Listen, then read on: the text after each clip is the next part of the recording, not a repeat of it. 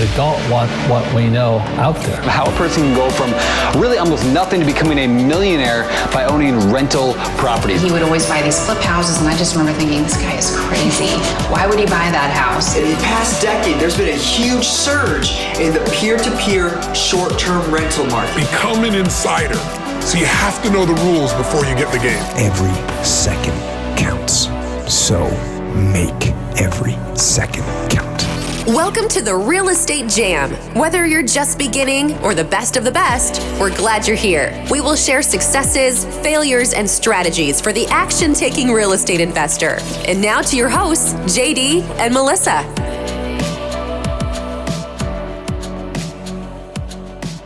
Hi guys, welcome to the Real Estate Jam podcast. I'm JD with my wonderful and talented co-host. Hey JD, how are you? Melissa, we're doing good. We're pretty busy, exciting day.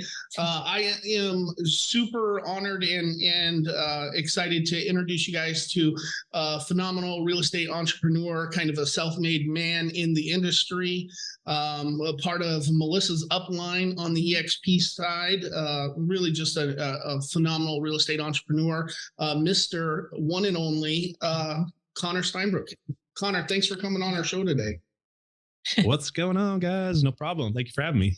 Awesome. Well, Connor, for some of our audience that maybe doesn't know who you are or maybe isn't in Melissa's downline, can you introduce yourself to our audience and give them an idea why they should be listening to our conversation today? Yeah. So, kind of an entrepreneur, but really most of my business are in the real estate space. And I kind of stumbled into real estate, to be honest. It wasn't really my natural path. I had a weird background. I went off to college in 2003. I live here in Dallas, Texas, North Texas, really Plano. And went off to the University of Oklahoma, and at the time was the online poker boom. So Chris Moneymaker, some of you guys know, put $40 into a website, satellite into the big tournament, won the main event, and it sent every college kid's head in America just exploded overnight. And I said, I can get $40 from my mom, or I can make $40 and I can make millions of dollars in poker. And it wasn't easy, but I started playing for small amounts and bigger amounts. And before I knew it, I was a professional poker for 8 years online. And then government regulation kicked in. And this was a tough time in my life. This is why you need multiple streams of income, because I had one income stream as a good one, but it went away. And it took 7 years for me to get back on my feet. So what happened was the online poker world disappeared on October 15th, 2011. It's called Black Friday. It was overnight. We all kind of got caught off guard. I made some really bad decisions as a young kid. I gambled off the rest of my money. I basically built WinStar Casino up here at the border of Oklahoma and Texas because they took all my money with blackjack, is what I tell people. And I had to tuck tail, and I went from having a really good life at a young age, diamond watches, sports cars. I kind of went through that, kind of cliche window, early money, new money stage. And then I went broke and had to move back home with my parents in my mid to late 20s. And this was a very tough time and humbling time in my life, and was a very dark window, but it was really the window that I kind of made the person I am now. That is what y'all see, because I stumbled into personal education, self-development, came across Think and Grow Rich, Rich Dad, Poor Dad, and kind of went down that path of As a Man Thinketh, and just fell heavy into this path with Jim Rohn, Zig Ziglar, Bob Proctor, Earl Nightingale. So if you guys are going down that path, it's the exact path I went down. So you're on the right path. And I just decided I was going to go into insurance and real estate at the same time. And I got my insurance license, and I joined World Financial Group. And I started out wholesaling properties at the same time. I was doing both simultaneously. And I started building a team in the insurance space. So I saw the value of it. It just wasn't really clicking where I wanted to go. I really saw myself trending more towards the real estate space. And so I did not do well when I started out. I went $100,000 in debt, and I ran out of money, and I was about to go through bankruptcy. And what happened was I was one of the first few investors on Investor Carrot. Y'all may know, some of you guys watch Trevor Mock and Adrian Nez with Investor Carrot. And I was going to their morning calls, and Adrian Nez was teaching me how to take private YouTube channels and videos and link them to my websites, and it's going to drive the algorithm up. And this was back in the Wild West days, before this is when you didn't even have thumbnails on YouTube. They were auto-generated. And I did what they were telling me to do. And believe it or not, I was about to go bankrupt, and I started watching my websites move up the rankings to page 1. And I actually got a job working for minimum wage at Academy Sports and Outdoors, because I just need enough money to get to where my websites got to the top. And as soon as I hit page 1, I started generating leads. And I went from 100 grand debt to doing, one week I did almost $100,000 in wholesale deals. And at the end of my first year, I think I did almost, it was like 36 deals, maybe something like that. Mainly was doing wholesaling. brought some transactional income in. This allowed me to get into hard money loans, and I started to now flip houses, and I was working on raising private money, going to IRA events and IRA custodians like Quest Trust Company now, and equity trust events and things like that. And so I started to flip houses, maybe 8 or 12 at a time. And then I started building my rental portfolio. I still wasn't really financeable at this time. So I learned a very valuable skill set as an investor that you guys should be learning: creative financing and owner financing. I was making owner financing offers to individuals off of Zillow, believe it or not. During my lunch break, I'd be sitting there texting one hand while I'm eating. And I was able to get some homeowners to owner finance their properties to me. So that's how I started getting my first rentals. Then I got bank financeable, and then I started doing traditional strategies, like burr strategy and fix and finance out and things like that. Then I transitioned to the note space. I started creating and selling notes, and then I did land deals, mobile home deals. But that's kind of how my career kind of transitioned in that pathway.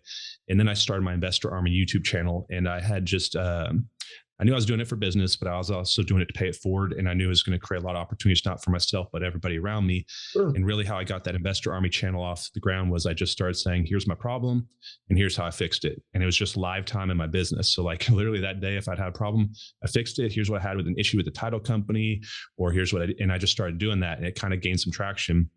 And then when that YouTube channel took off, that's when a lot of EXP agents were reaching out to me. Have you heard of EXP? And for really a couple of years, I kind of blew that off. And then I was speaking at an owner financing conference in Mississippi, and Rob Flick, who's our number one leader at our company for team size, was speaking at the same event. And I got put into like a little speaker's house for 3 or 4 days, and Rob Flick was staying in that house. So you can imagine, you don't get out of that house without joining EXP probably. And he showed me he was making 6 figures a month in residual income. I didn't believe it. I was like, it was really like the Wolf of Wall Street movie. Yeah. And Swear the Wolf Pack. But I was like, that scene in the diner where he's like, you proved to me you're making $72K a month. I quit my job. I work for you. I was like, Rob, if you prove to me you're making 6 figures a month, no debt, no back end management system, no tenants and toilets, no termites, with your real estate license, and I can use this for other parts of my business anyways, I'm going to go get it finally, because I didn't actually have a license at the time. So I really decided to go get my license. And then I started building the organization. I had some traction from the internet with the Investor Army channel. Most of my partners that came in were investor agents in the beginning. So I'd be glad to share with you guys some of the reasons why an investor would want to join EXP, and why it's really, I believe, uniquely created and aligned with the investor mindset.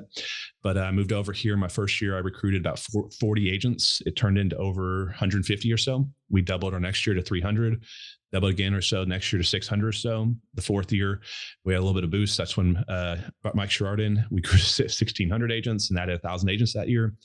And then currently, right now, we are at, as I started this podcast, 2,988 agents. So we're 12 agents away from breaking 3,000 agents. And now I'm here telling the story. So I'd be glad to go into anything I can help you guys with as far as skill sets or understandings. But it's really up to you guys what I can help with. Well, I would just like to, I would love for you to talk about why EXP is so good for investors. Because I feel like as an investor and also an EXP agent, we're just so aligned in that. And I would like for you to explain it to our audience. That'd be great. Yeah. So like the first thing was like, when first people started reaching out to me about EXP, they were always like, hey, you want to come to EXP. I didn't know they had the stock awards and the revenue share model. I thought it was like, they want me to come sell houses. And I'm already thinking in my mind, I'm already doing a bunch of transactional income strategies. I'm wholesaling and flipping houses. So there's 3 ways to create income in business. We have active or time traded income, which is where most people stay 99% of the world. Then we have equity models, and then we have residual or passive income models. And if you look at like a T-chart and draw a T-chart and say I'm an investor agent, an agent on one side, investor on the other. Now, investors on this side of the T-chart, they already have active income streams, wholesaling, flipping houses. They have residual income coming in from rentals, notes, or passive money lending. And then they have the equity ownership position, principal pay down, and hopefully appreciation over time. But then if they're also an agent, you look at, let's say they're at a flat fee shop or a traditional model that doesn't have extra income streams. It's just an active income component over here. And I was already trading enough time into time traded income streams. I didn't need to. I was really trying to get to only residual income to give myself time and money freedom at the time. So that's my big thing, was residual income streams. That's what I really talked about a lot on. Now, when I met Rob, he told me he was making 6 figures a month. I was like, that's pretty good. I thought that was his transactional income. And I found out it was residual income, and he explained the revenue share model. And I was like, all right, this makes a little sense. And so if you think about it now on the agent side, you have active income through production. Then you have that gap where it was no equity model or no residual income. Now EXP fixed that. And if you plug in the gaps there, now you have the stock award system on the left-hand side. So you have an equity component to it, an ownership side. And then you have the revenue share model, which created residual income. So I said, this is pretty crazy. This is the first time that a brokerage model has existed to fill in the gaps so that on both sides of my business, if I do get a license, which I thought about on and off over the years, I'll have active income equity models and residual income streams on both sides of the business. Now, what this allows me to do, and you could do as well if you get your license, is get super hyper aggressive on your marketing dollars, because now whatever lead comes into the office, regardless of price point or equity position, you have the highest and best use of the exit strategy that you're going to use to get to move that property out. Now, next thing was when I looked at the revenue share numbers, I was looking at the frontline agent. If you sponsor an agent, the caps, meaning they're doing about paying $16,000 in the company a year. We have a $16,000 cap. That's going to create about a $2,800 residual income if you sponsor a capping agent. Now, I forget the math. I think it's like $233 a month if you divide that by 12. And what does a typical rental property make? $100 to $500 a month, hopefully positive cash flow, right? And so I'm not calling a person a house or being insensitive in any way. I'm just talking about cash flow models and looking at it from a business mindset. Whereas if I sponsor an agent or I take my time, which I have to decide where I put my time into my business, it's always an opportunity cost at the highest return. Buy a rental or add an agent, they're going to create pretty close to the same cash flow from that. But then if you look at leverage through duplication, acceleration of business models, the rental business is a very linear business unless you're buying package deals or, buy multifamily, things like that. So if I want to get another rental property, I have to go the same thing, find the deal, raise the money, fund the deal, fix the deal up, finance out, put a tenant in, and so on.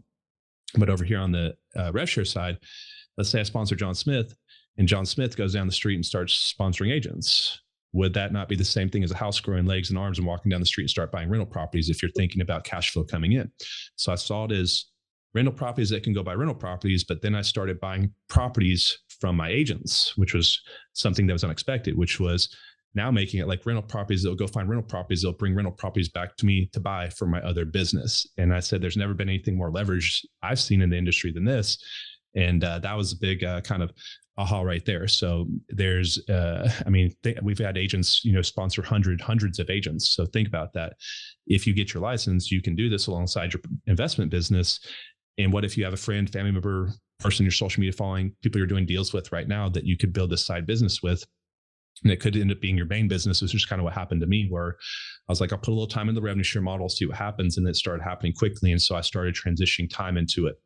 But that was kind of another one. And then just, overall benefits of having a license, guys. As an investor, we're always told that it's going to create extra liability. It's going to create more headaches to get transactions. What I've found out is it's actually the opposite. You're going to have less liability because you're going to have insurance. So you're not going to have any risk, especially if you're not doing anything wrong. There's big benefits where, like, if you buy a property now locally, what happens if they stay geographically local, meaning upgrading or downsizing? Now you can represent them on the backside, or if they're moving into a different state, you can do a referral deal. Now you have actual MLS access. So you don't have to pirate from one of your friends and put their license at risk. So there's just a lot of benefits for me to do so. And I'd kind of been back and forth. Do I get my license? But those are some of the ones that kind of really made me like, this is just a no-brainer for me to go do this. And it didn't take but a few weeks to get my license anyways. But that's kind of how I looked at it from like the investor mindset, kind of how I made that decision. Yeah, that's awesome. I never thought about that as comparing it to, yes, that's great. Yeah. And I've never we have a lot of rentals and we've done a lot of flips. And none of them have gone and done the work for us. And that's like really? Leverage on overdrive. Yeah.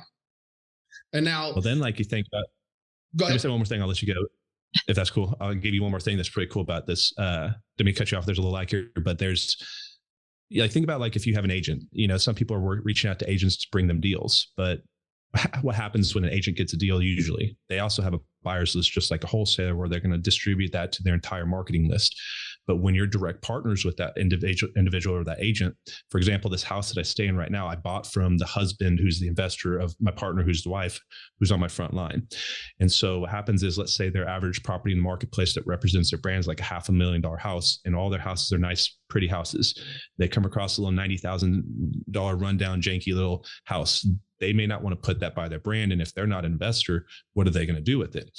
And so I get a lot of first rights refusals without actually saying like, it's in a contract, you need to give me first right. Like they just send me it saying, does this make sense? And so I get a lot of those leads that come in, and it's no marketing dollars. It saves my partners a lot of time and headache and, from doing it. So there is a lot of upside for you guys to get licensed if you're investors to come work over here at eXp Realty for those reasons as well. It's not that you're going to extra income streams, lead generation system, and it's going to really help you grow on a wider footprint than just your local market, but on a global market. Yeah, that's definitely building a deeper, more meaningful relationship that is mutually beneficial, because they're monetizing something that they otherwise wouldn't monetize. And that's one of the things that you mentioned about and what we do, with the investment side, just exactly like what you said. We're putting a lot of money, time, effort, and energy into marketing for these deals. But now if we get one that normally would say, oh, we can't help you because you're not motivated, you want market value, and it's worth market value, most investors have to step away. But what that allows us to do is to pass it to Melissa or one of the members on her team to go out and close that deal and help the seller. And then that money comes back into our marketing machine that allows us to find more rental properties or more flip 100%. properties, wholesale properties. Yeah. And also just like, yeah, go ahead.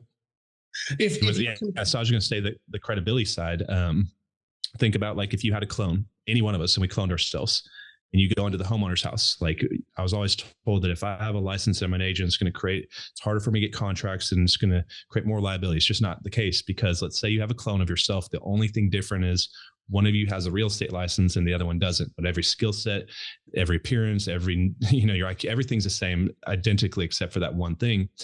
When you're sitting in front of the family that's not inside the industry like we are, and then you make them the offer, they're going to sit down as a family behind the scenes and say, well, that one person's regulated. We can, get the, call the real estate commission on them. This person over here is like the Wild West. Just the credibility factor is going to get you more contracts being that agent. And also you're giving them multiple solutions now that I couldn't before, where it's like, well, I'm here to give you the best solution for your house. I want to make sure that you guys have the best outcome for you and your family. If I can, for part of the equity in the house, make your problems go away quickly, I can buy the house at a discount. Or if if you're patient and you have time to sell it, we can put it on the market. So I'm helping them figure out what all their options are, and then having them choose what's best for them, instead of me trying to say, fold into my box the way I want you to kind of operate. And so it does create a lot of benefits for you guys to have a license as an investor, or at least have a licensed individual in your office to kind of handle that side of the business. Yeah, absolutely. Sure. So the devil's advocate is going to say, okay, well, Connor's an agent and he's with EXP. So obviously he's going to say that the investor, would benefit. But what are the negative sides? And we have this conversation all the time. What's the negative side of getting your real estate agent's license? Now looking back, the hurdle for me in my mind was always the time and the opportunity cost of stepping away from my business. And my mindset is what I was doing to hold myself back from getting it. But ultimately, I think it was just procrastination. I knew I needed to, but there was times where I'd get I remember one time I got a call from a lady in Arkansas, and I really kind of went back and forth with her, trying to help her understand I'm an investor, not an agent, but she kept wanting me to list a 500, 600K house. And I almost went to get my license at that moment after that. But by the time I get it, I'm going to miss that opportunity. So you're always at that moment when you need it, but you don't have it. And then you think about getting it, and it's kind of the flip side where it's okay, now I have an opportunity cost of my time to go sit in these classes. And it was going to be a month of my classes. And so if you think what your income is, if you're making a few $100K a year, divide that by 12, you're looking at, does this make sense to really do this? So there's always kind of that hurdle. And then when I came up from the REI club space, I came up in the local REI clubs, you're always just hearing it's going to create more liability. It's going to make it harder to get. It's just not the case that I've experienced, guys, straight up. I actually regret not getting my license sooner, even without EXP. Just say even if you don't ever want to come to EXP, it still makes sense for you guys to go get that license, because it's a license to print money, and you're going to get low equity deals into the office. And so you got high equity positions or low equity positions.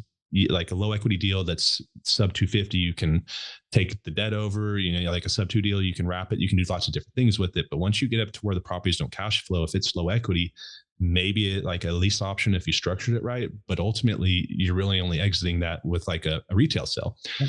And so looking back, I really think I created a bunch of monsters in my mind of things that didn't actually become true. And but the main one for me personally was the hesitation for the time invested, and not understanding that I'd bring the return on that time back. But I don't really think there's too many issues. People think disclosure issues. I want to tell them I'm an agent. I want them to know I have that extra credibility. I want them to feel comfortable, especially in a world where they have a bunch of shady companies coming through. So sometimes like I transitioned my mindset on this. I used to use a personal contract that I had, and over time I moved to the promulgated forms because I realized that going in with a one-page contract sometimes to that homeowner may seem a little weird. Are they really buying my house, doing this? Whereas if I bring in the promulgated state 1 to 4 transaction or a TREC contract we use here, that homeowner most likely saw that contract when they purchased that house on the front side. So they have familiarity with it. So I would urge you guys, if you're using, you can still use other documents, but I just feel that I've had more success getting contracts as I moved away from personal docs to more familiar documents that the consumers out there most likely to see, especially when they're going to go on that Google and type in real estate investor, and they're going to hear all these scary stories, right? You want to build credibility, build a good reputation in your marketplace. But I think so. Like I tell people now, investors are like cats, agents are like dogs. They fight over the same inventory in the marketplace. And I'm a little bit old. I'm gonna date myself. There's that cartoon that's called Cat Dog. I was like, y'all need to be a cat dog. Both sides of the business, actually. And you're gonna have the highest. It's not hard to get a license, and if it becomes a problem, just let it go. Yes. But so it makes sense to go get one and try to run your business with one. And if it doesn't make sense, let it go.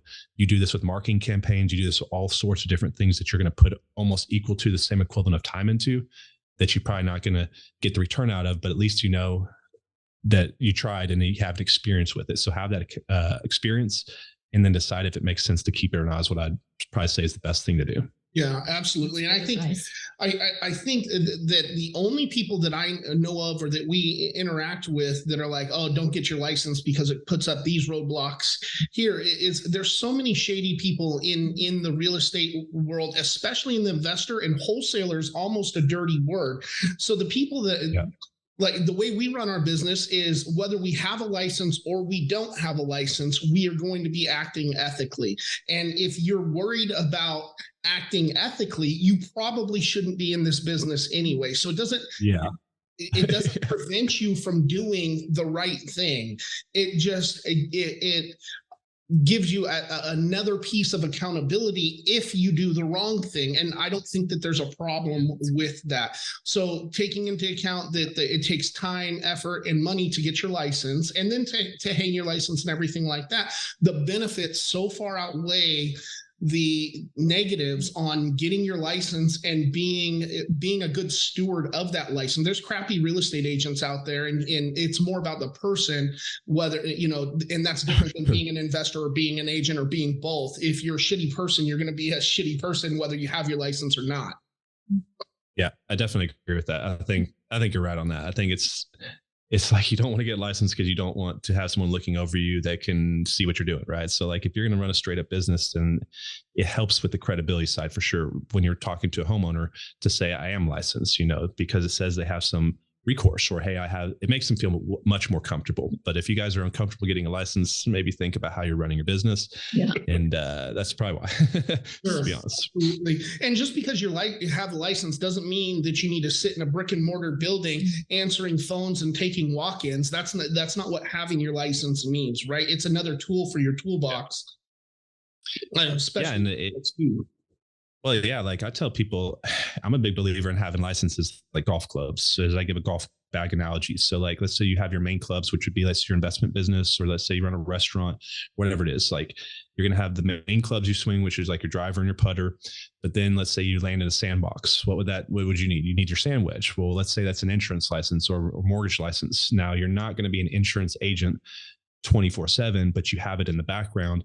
Every now and then you're at a Christmas party or a family member or your own something that you're doing, pull that club out, hit it once and put it back. Doesn't mean you're out there trying to scale that business. It just means you're in the opportunity of catching opportunities as they come across. So you're going to land in different parts of the golf course all day long throughout the business. And real estate, you're going to transcend across the insurance space, the title space, mortgage, contractors, and all sorts of different things. So I think it doesn't hurt to have an insurance license, a mortgage license. They're quick to get.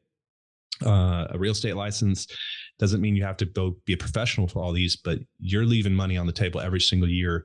And let's say it's just one or two small commissions. Well, what if that money's $10,000 to $15,000 that you put back into your investment marketing machine that drives 2 or 3 more rental properties to your business this year? So don't think of it as like you need a license to be a full-time agent. You decide what you want to do with your time, but having it ready, it's like having a net with no holes in it. that the salmon can't get through. But if you have holes in it, when that call comes to the office, they want $100K or a full price for their $1 million property. What are you going to do at that moment? That's like a hole in the net. So start thinking how to close up those holes and fill up the golf club, and you guys are going to increase your income big time. But don't think of it as a way like you're having to actually put all your attention and focus on scaling those, just having them in the background. It's kind of the way I look at it.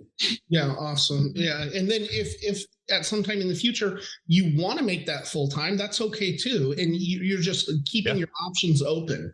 And I really like that. Yeah, that's good. That outlook. Well, Connor, if some of our listeners got value from our conversation today, they want to find more about you or about the Wolfpack EXP or even your investments, where should we send them? Yeah, I mean, if you guys want to watch, so like my investment channel is Investor Army. I haven't been too active on it recently, but I'm going to probably get a little bit more active on it. The channel that I've been scaling, putting my time in, is just my personal brand channel, just Connor Steinbrook. That's going to be the long-term channel I post most on. And then if I can ever help in any way, the easiest way to reach me is, if you don't have my number, is just go to Instagram, follow me there, and just DM me. But that's the fastest and easiest way to reach me. But those are really the channels I'm posting on. Connor Steinbrook, Investor Army. And then there's an old YouTube channel I have out there that I put about 100 investment podcasts on there, a little bit under 100. It's called Investor Army Podcast. You'll have to dig around. Now, there's some good podcasts on there, but it's at the beginning of when I was starting podcasts. So it's not all like the best audio and lighting, but there's some really good ones with some creative financing ones that if y'all dig them out of there, y'all probably get some good nuggets in there as well. I had some really big guests. Like if you are into creative financing, look up the ones with like Tim Cook and Grant Kemp if you're trying to do like Sub2 and John Jackson for lease options and things like that. But there's some good podcasts on that one as well. But those are all going to be not any EXP or agent stuff. That's all investment stuff. Perfect. Awesome. Well, Connor, we really Thank you appreciate so much. That was lots of great info. That's awesome. Awesome. I'm glad I could help. And anytime I can help again, just let me know. And hope you guys learned something today. And if you guys want to get licensed, come work with us. Just reach out to us. Awesome. Thanks. Thank you for listening to the Real Estate Jam. We hope you enjoyed today's episode.